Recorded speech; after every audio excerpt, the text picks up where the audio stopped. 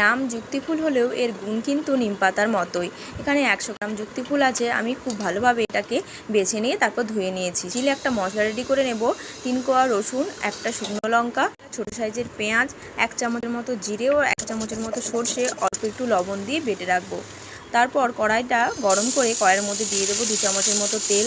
তারপর যুক্তিফুলটা লবণ ও হলুদ দিয়ে ভালো করে ভেজে নেব। তারপর অল্প একটু তেল দিয়ে বেগুনগুলো ভেজে তুলে রাখবো।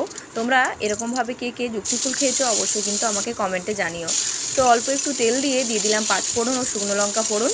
তারপর আলুগুলোকে ভেজে নিয়ে এখানে মশলাটা দিয়ে দিলাম। লবণ আর চামচের মতো হলুদ গুঁড়ো, 1/2 চামচের মতো লঙ্কার গুঁড়ো দিয়ে মশলাটাকে খুব ভালো করে আলুর সাথে কষিয়ে নিলাম। তারপর দিয়ে দেবো পরিমাণ মতো জল। যেহেতু চচ্চড়ি বানাবো তাই জলটা অল্প পরিমাণে দিতে হবে। আলু সেদ্ধ হয়ে এলে ফুল ও ভেজে রাখা বেগুনটা দিয়ে খুব ভালো করে নাড়াচাড়া করে শুকনো শুকনো